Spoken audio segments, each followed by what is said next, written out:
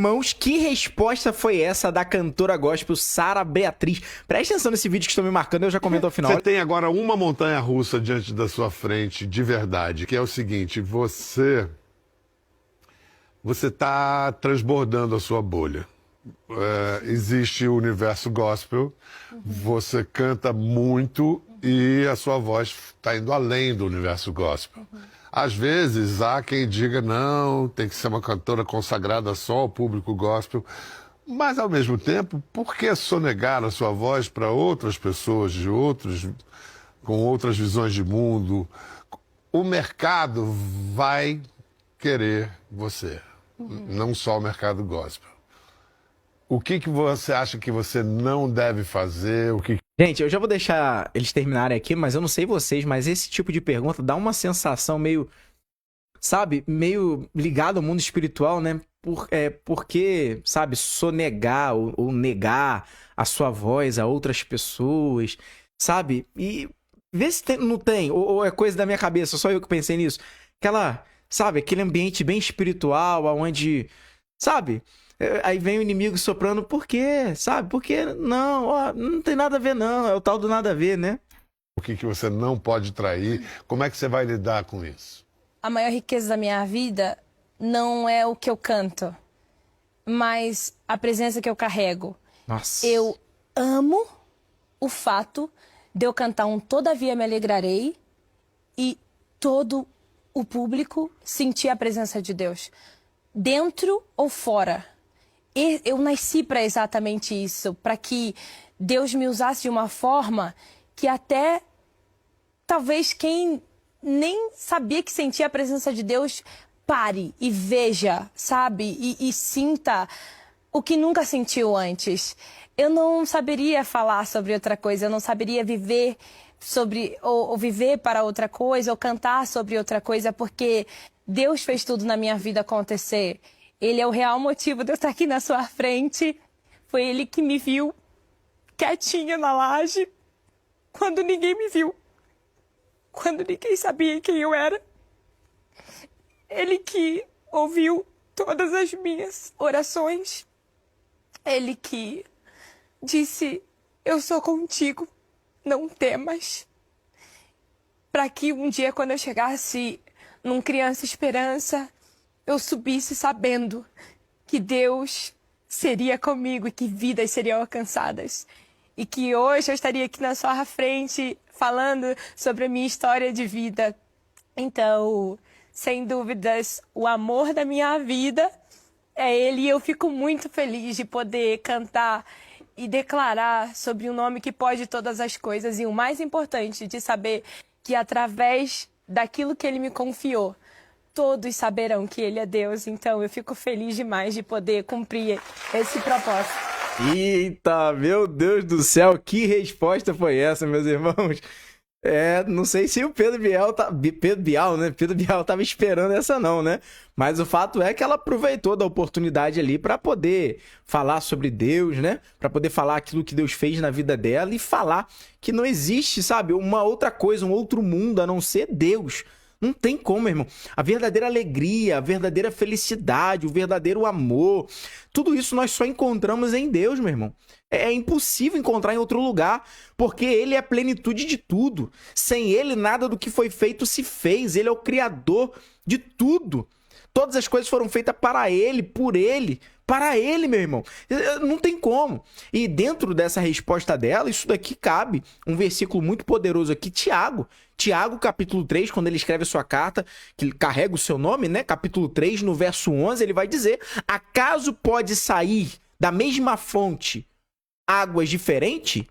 Aí, algumas traduções, acaso pode sair da mesma fonte água amarga e água doce, ou água doce e água amarga?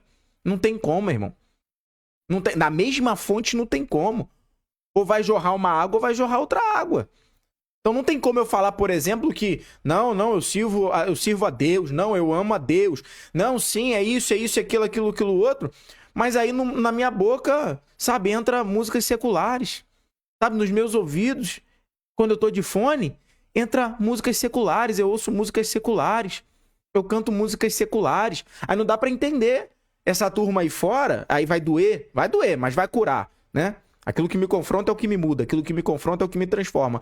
Não dá pra entender essa turma que tá aí fora e fala, não, eu sou crente, não, eu sou cristão, eu sou cristã, não entreguei minha vida pra Cristo, mas vive cantando a música do mundo. Não, é porque eu tenho que ajeitar algumas coisas, meu irmão, cuidado. A gente não sabe se vai acordar vivo amanhã, cuidado, nós não sabemos. Nós não sabemos a hora exata da volta de Cristo, cuidado. Pode não dar tempo de ajeitar a casa, cuidado. Então faça hoje, porque é o presente, é o hoje que nós temos aqui como garantia. É esse momento aqui.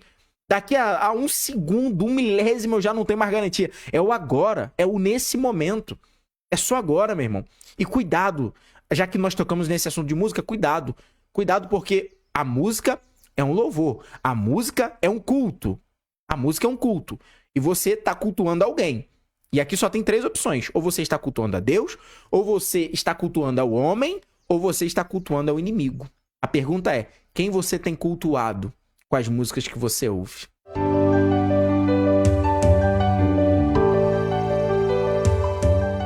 Olha só isso aqui, meus irmãos, já vou comentar.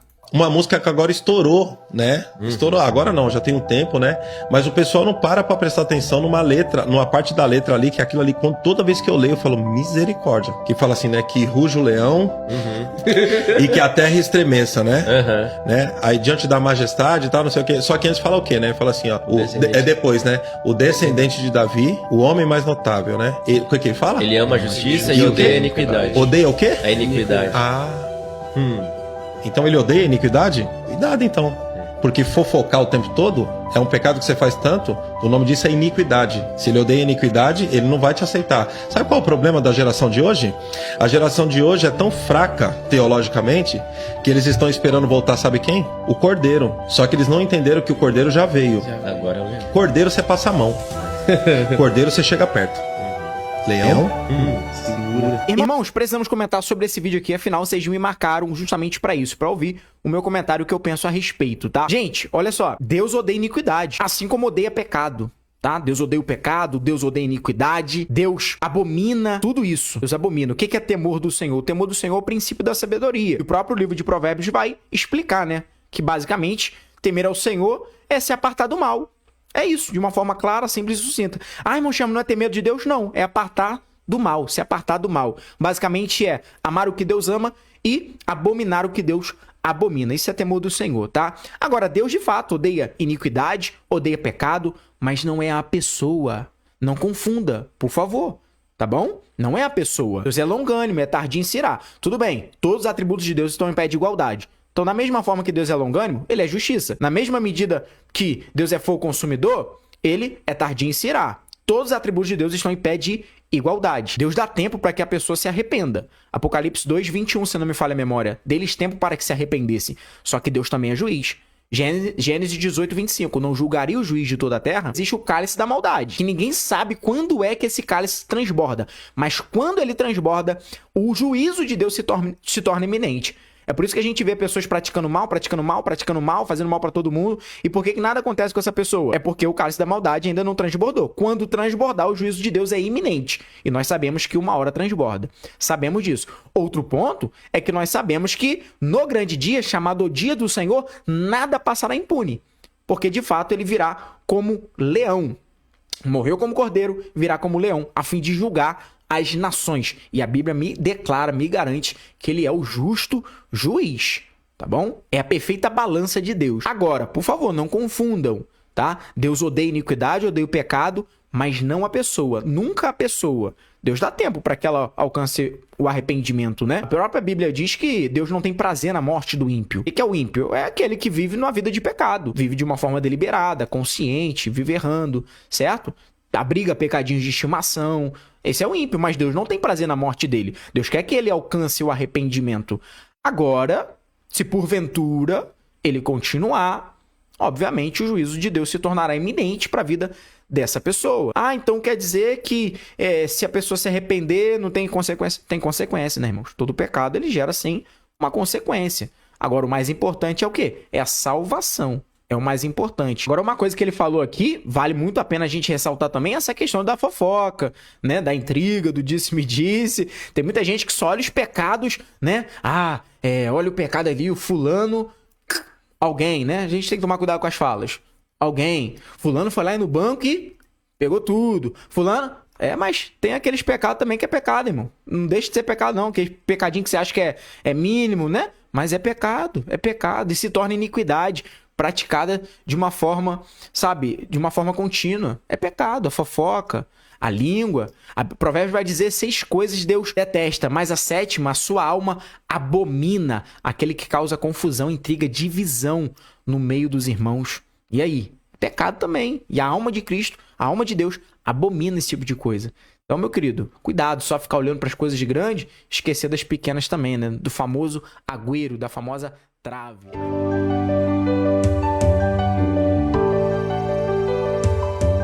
Esse vídeo aqui é um tapa na cara sem mão, presta atenção, preciso compartilhar com vocês, afinal me marcaram aqui nele. Nos últimos dias viralizou a seguinte frase: nos perdoe se a igreja te feriu. Eu fiquei indignada com a quantidade de crentes compartilhando isso. Não precisamos pedir perdão por pregar aquilo que a palavra de Deus diz. Jesus provou que pregar a verdade sem ferir as pessoas não é difícil. É impossível. A própria palavra de Deus em Hebreus 4:12 é comparada a uma espada afiada de 2 gumes que penetra até o ponto de dividir alma e espírito, juntas e medulas, e julga os pensamentos e as intenções do coração. Jesus não foi apenas um cara legal, como o século 21 quer popularizar. Afinal, ninguém crucifica caras legais. Crucificam quem fala a verdade. A mídia popular em torno de Jesus nos assegura que ele nunca confrontou ninguém, nunca fez ninguém se sentir desconfortável, nem julgou o estilo de vida de ninguém. Jesus amou a todos, o que significa para muitos que ele aceita as pessoas como elas são. Será mesmo? Jesus priorizou a verdade ao invés da conveniência. A mulher samaritana, junto ao poço, estava ansiosa para ter acesso à água viva que Jesus lhe ofereceu. No entanto, quando ela pediu por isso, Jesus trouxe à tona o assunto desagradável de seu marido. Na verdade, ela teve 5, sem contar com o homem com quem estava vivendo. Jesus também poupou uma mulher apanhada em ato de adultério da fúria de uma turma hipócrita. Ele se recusou a condená-la, mas depois disse: vai e não peques mais. Quando advertido por outros de que seu ensino era duro demais, Jesus não se desculpou. Ele perguntou: isso escandaliza vocês?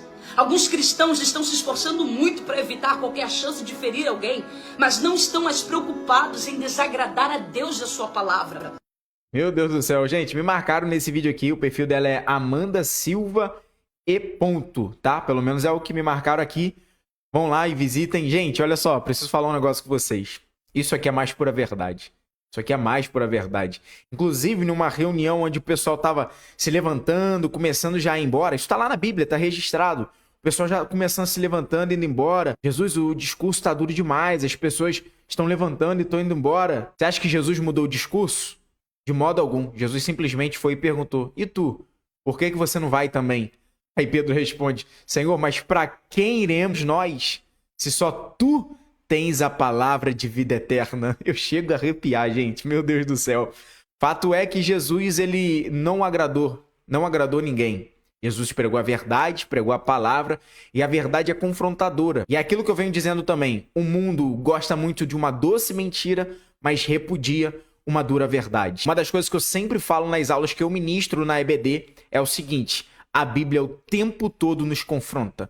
Você lê a Bíblia, ela está te confrontando. Se ela não está te confrontando ao ler, sinto muito te dizer, você está lendo da maneira errada. Porque a Bíblia sempre me confronta quando eu leio ela. Ela sempre me inspira a se aproximar mais de Deus, a olhar para mim e ver que eu preciso mudar em muita coisa. E isso é confrontador. E é o que te confronta, é o que te muda. O que te confronta é o que te transforma. Você, eu, nós precisamos ser confrontados para que haja uma transformação genuína. Mas as pessoas não estão ligando muito para isso. Elas não querem ser confrontadas. Na verdade, querem ouvir palavras doces, né? Estão iguais aos povos de Isaías capítulo 30, verso 10. Profetiza-nos mentira, diga-nos engano. É o povo falando para os pseudos profetas. Mas nós permaneceremos pregando a verdade, a palavra de Deus, porque é o nosso dever. Eu faço das palavras do apóstolo Paulo as minhas. Se prego o evangelho, de nada tenho que me gloriar, pois me é imposta essa obrigação. E ai de mim se eu não pregar.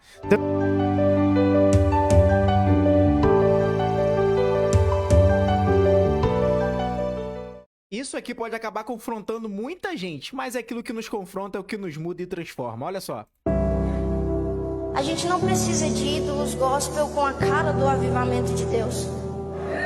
A gente não precisa de alguém que vai compor uma canção falando, eu vou compor o hit do momento. Não, não, não. A gente precisa de alguém que no seu secreto pegue um violão, pegue um instrumento ou seja um instrumento, e que a sua oração, o seu derramar seja a adoração perfeita para Deus. Música todo mundo pode fazer, agora adoração só quem conhece Deus de verdade.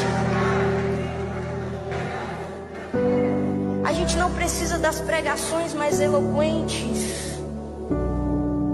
A gente precisa da palavra viva e eficaz. Aquela que liberta, aquela que é a verdade. Aquela que quando eu ouço a sua pregação, a minha fé se alimenta. Aquela que quando eu vou em um culto e ouço dela, eu sou constrangido, porque não sou nada sem Deus. Não sou nada sem o Espírito Santo. Não precisamos de alguém estiloso estampando cartazes por aí. Nós precisamos de uma palavra que arranque a força do velho homem e injete vida de Deus em nós. Aleluia! Nós precisamos de Deus, querido. Nós precisamos de Cristo. Nós precisamos do Espírito. Deus vai tocar na nossa aparência. Os belos templos não se comparam a uma casa edificada sobre a rocha. Mais belas poesias não se comparam a um soprar do Espírito Santo. A maior conferência não se compara a um encontro com o Espírito Santo. Meu Deus do céu, meus irmãos, que coisa linda. Me marcaram demais nesse vídeo aqui. Um dos vídeos que eu fui muito marcado mesmo. E glória a Deus, porque tem pessoas trazendo esse tipo de mensagem nos templos, em nosso meio. Glória a Deus por isso, porque são mensagens como essa que são valiosas ainda no nosso meio. Preze por esse tipo de mensagem.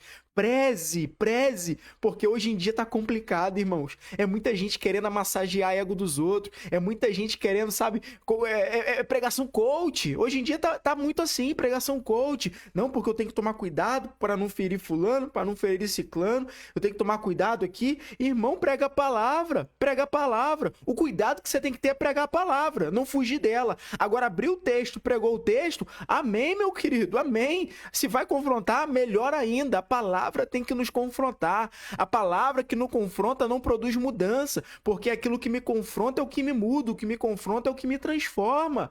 Meus irmãos, tem muita gente que morreu espiritualmente falando, porque no momento que era para ter sido confrontada, foi consolada.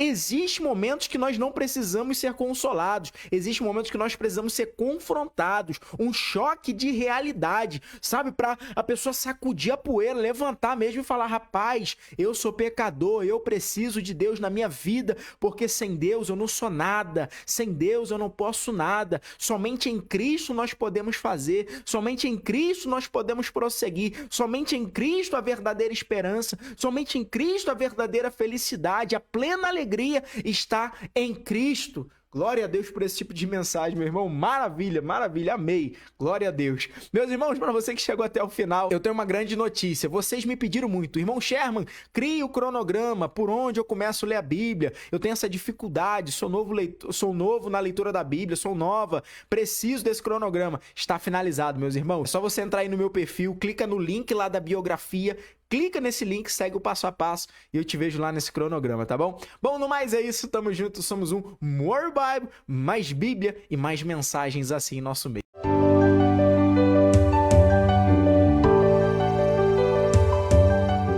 Presta atenção no que o pastor André Valadão fez nessa igreja. Olha só, já vou comentar.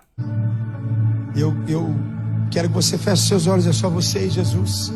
E sem constrangimento algum, eu quero que se coloque de pé. Nós somos família, nós somos igreja, nós estamos aqui debaixo dessa realidade.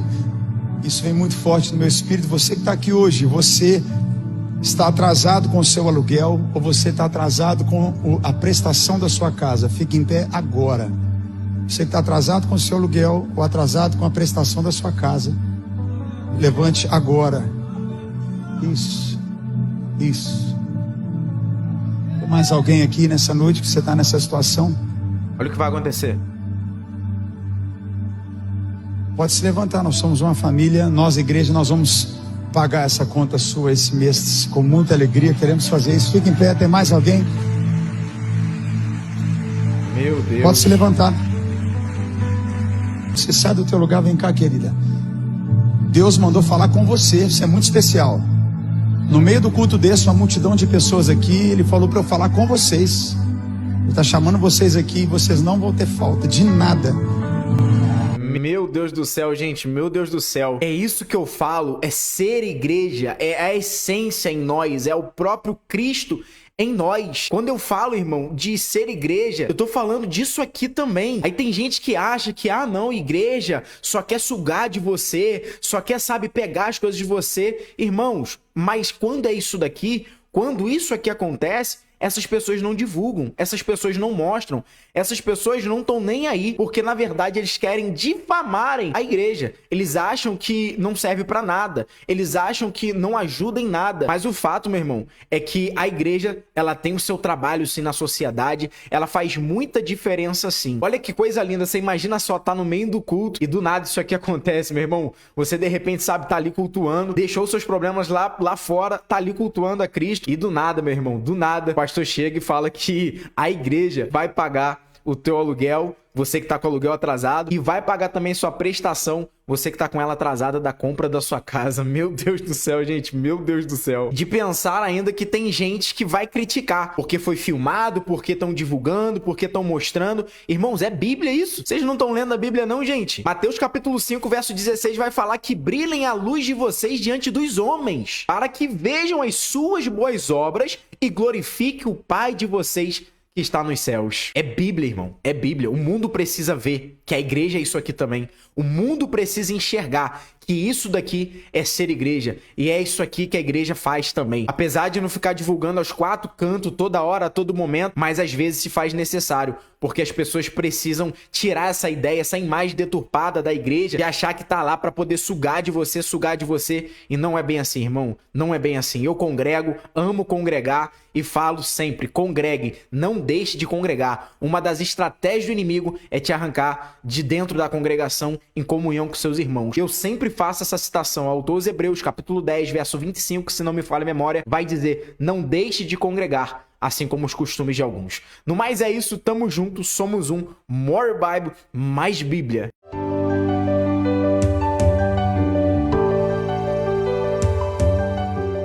Esse daqui é um dos maiores problemas. Preste atenção nesse vídeo que estão me marcando, eu já comento ao final dele, olha só. O problema do povo de hoje, desses mimizentos que eu falo, porque eu me tornei uma figura polêmica, porque eu não tenho medo de falar nada. Mas o grande problema da hipergraça e desse monte de mimizento é que eles acham que se não está escrito na Bíblia, claro, exemplo, crente não pode usar cropped, mulher não pode fazer biquíni. Eles querem que esteja escrito na Bíblia isso. Porque ninguém lê mais Bíblia, ninguém mais jejua, ninguém mais se consagra. Então, santidade, o que é santidade, né? Então, assim, esse que é o grande problema. Mas a Bíblia toda está pautada, está recheada de diretrizes de representação do reino. Então, se a gente vê lá, eu gosto muito de falar isso, ó. Não se amoldem aos padrões do mundo. Romanos 12, 2. Não se amoldar aos padrões do mundo. O que está no mundo? Né? Essa diretriz é clara para que você não se encaixe naquilo que está lá em evidência. Aí a gente vê as grandes cantoras pop, a gente vê tudo isso que está no mundo gritando aí. Tudo isso que está... De que maneira que elas se comportam? Como elas se vestem? A questão é que as cristãs estão imitando. Eu falo que a gente está tendo réplica do mundo na igreja, né? E tem muitas passagens na Bíblia que diz que a mulher tem que ser modesta, que a mulher tem que ser submissa, né? Que toda essa delicadeza da mulher. Mas eu gosto muito de levar na parte mais agressiva, sabe? Deus me levantou com uma voz profética de confronto, então eu sempre acho o seguinte, ó, lá em Provérbios diz o seguinte, como um anel no focinho de um porco. É uma mulher bonita, porém discreta. É simples. Imagine um anel numa porca, um enfeite numa porca. Porque é assim que é a mulher indiscreta. É assim que é a mulher que está fora dos princípios, que está fora do lugar, né? E santidade é uma obrigação de cristã, sem a qual ninguém virá ao Senhor. É a busca, é a fuga pelo pecado, né? É você andar na contramão do mundo. Isso que é santidade. E um detalhe aqui muito importante é que a santidade de Deus é o único atributo de Deus que é elevado em toda a Bíblia ao 3º grau de repetição. Tá lá em Isaías capítulo 6. Veja bem, eu não estou falando que um atributo de Deus é maior do que o outro. Porque se eu falo que um atributo de Deus é maior do que o outro, eu estou falando de um desequilíbrio. Desequilíbrio é um atributo humano, logo é um atributo falho, e Deus não é falho. Porém, em toda a Bíblia, eu só vejo um único atributo de Deus sendo elevado ao 3º grau de repetição. Isso nos mostrando, nos revelando a seriedade desse assunto. Santo, santo, santo. É você lutar para não satisfazer as inclinações da tua alma. E a nossa luta é diária, em todos os dias, em todos os momentos, em todas as esferas. Da carne, no caso, né? Eu acredito que ela quis dizer isso. Porque, assim, o ser humano ele é uma tricotomia. Ele é feito de corpo, alma e espírito. O corpo, né? Aqui falando sobre a questão da carne, do pecado, que é sempre as coisas do mundo, que é sempre o pecado. A sua alma é a sede das suas emoções. Ou seja, todos os seus sentimentos, aquilo que você pensa, né? Fica aqui na sua alma, né? E aqui tem o seu espírito, que é o ruá, é o fôlego de vida que Deus soprou.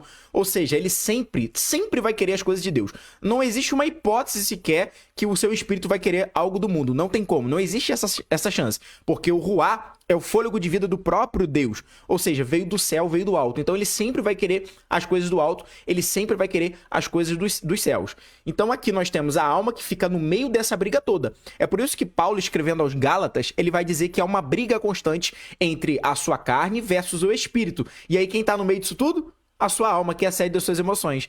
Aí uma hora você tá pendulando pro lado da carne, outra hora você tá pendulando pro lado do espírito. Uma hora você quer as coisas da carne, desse mundo, outra hora você quer as coisas de Deus. Isso por quê? Porque há um desequilíbrio aqui no alimento, né? Uma hora você tá alimentando a tua carne, outra hora você tá alimentando o teu espírito, uma hora você alimenta mais a tua carne do que o teu espírito, e aí você tá vivendo um desequilíbrio. Né? E tem que viver um desequilíbrio, só que aqui um desequilíbrio bom, que é o quê? Pro lado espiritual. Você precisa alimentar o teu lado espiritual, a fim de que a tua alma se incline mais para o seu lado espiritual. Obviamente, aí os seus pensamentos, né, suas emoções também se inclinará para o lado espiritual, vivendo e querendo experimentar mais as coisas de Deus. E eu gosto muito dessa passagem que ela citou realmente, que fica lá em Romanos, quando Paulo escreve aos Romanos, capítulo 12, se não me falha a memória, verso 2, e não vos amoldeis a esse mundo, ou seja, não tome a forma, não tome o padrão desse mundo, mas transformai-vos pela renovação da vossa mente. Nós temos que entender que nós fomos chamados para sermos diferentes.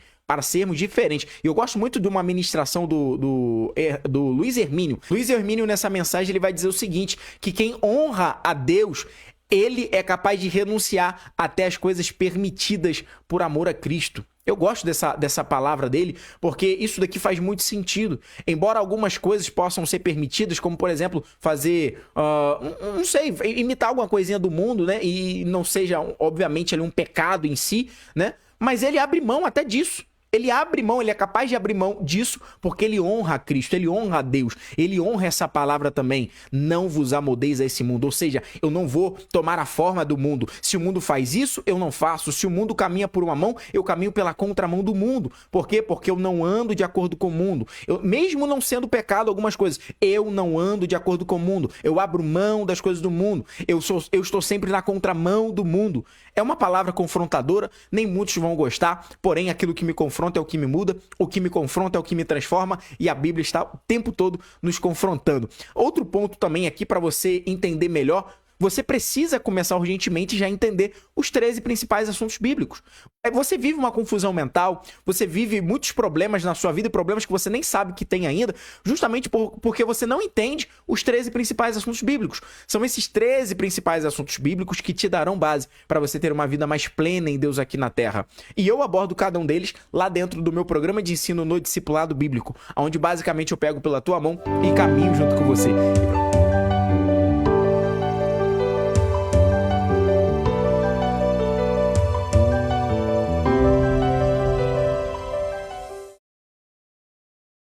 sei se você está preparado, preparada, mas são verdades que precisam ser ditas em nosso meio. Presta atenção.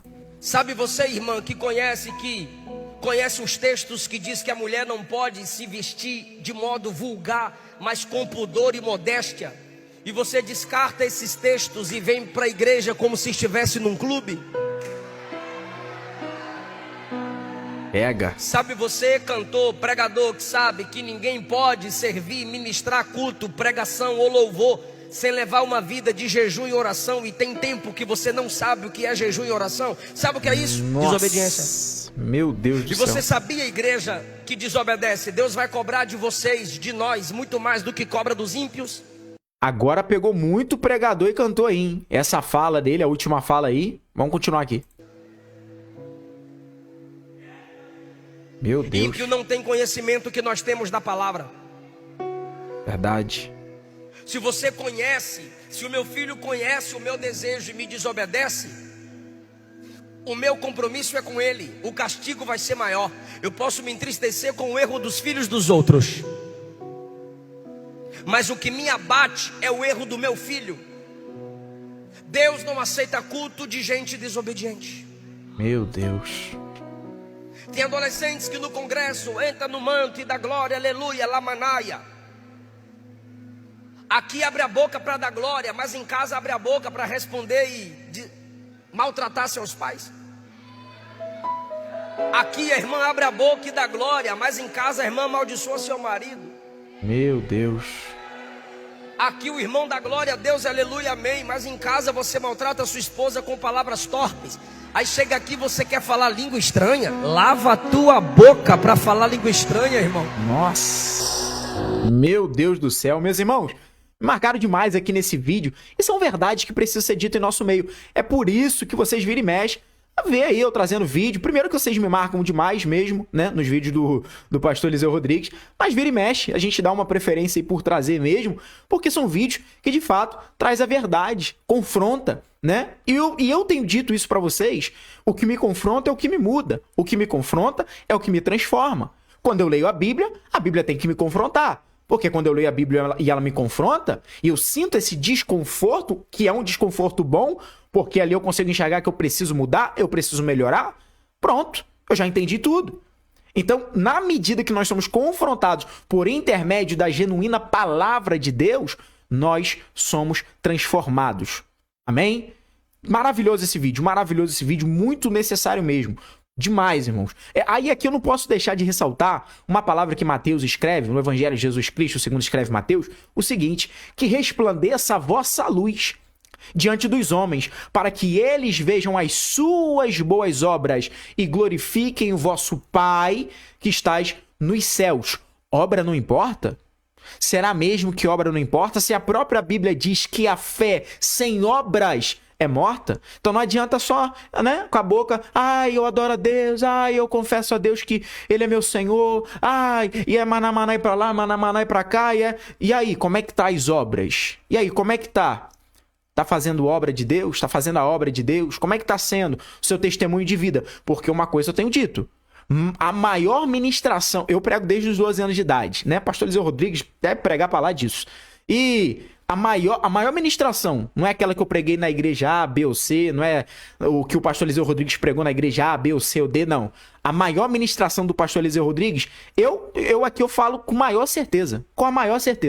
A maior ministração do pastor Eliseu Rodrigues não foi na igreja A, B ou C ou D, não. A maior ministração dele é o seu testemunho de vida.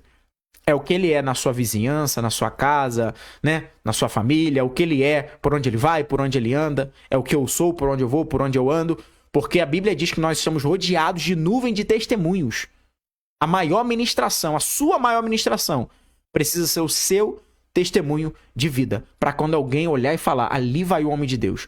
Ali vai uma mulher de Deus. Então as obras importam sim.